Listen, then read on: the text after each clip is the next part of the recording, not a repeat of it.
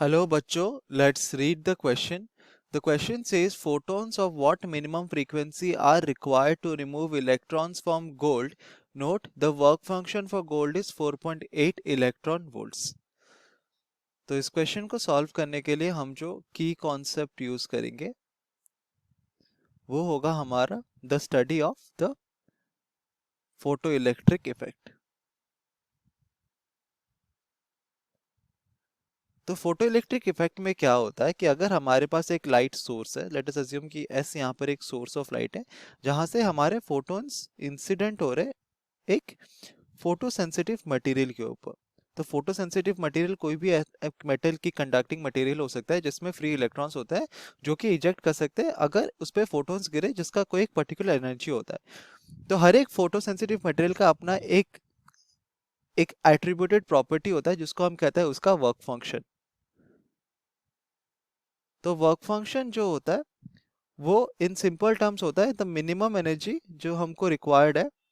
तो हम यहाँ पे लिख सकते हैं वर्क फंक्शन को हम सिंपली कह सकते हैं कितना मिनिमम एनर्जी रिक्वायर्ड है हमारे इनकमिंग फोटोन्स में ताकि एक इलेक्ट्रॉन इजेक्ट हो सके। तो अगर हमारा जो फोटोन्स आ रहे हैं उसका फ्रीक्वेंसी न्यू है तो ये जो एनर्जी कैरिंग करेंगे ये होगा एच न्यू।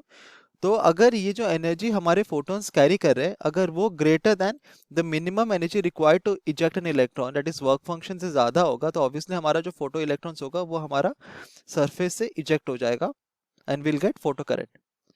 तो हम ये कहते हैं कि E माइनस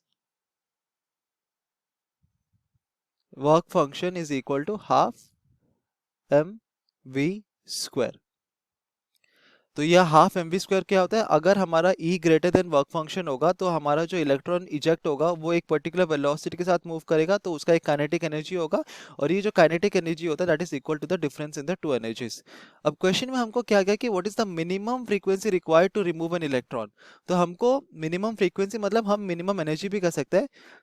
तो मिनिमम एनर्जी रिक्वायर्ड कितना होगा अगर E minus five half m v square, तो मिनिमम एनर्जी क्या होना चाहिए, मिनिमम कितना एनर्जी हमारा फोटोन कैरी करेगा ताकि एक फोटो इलेक्ट्रॉन इजेक्ट हो सके, that energy should be equal to the work function. अगर हमारा energy of the photon is equal to the work function then will have enough energy to remove the electron from the photosensitive material.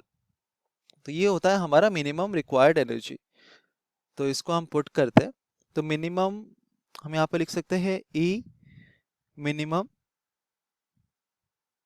Is equal to work function five.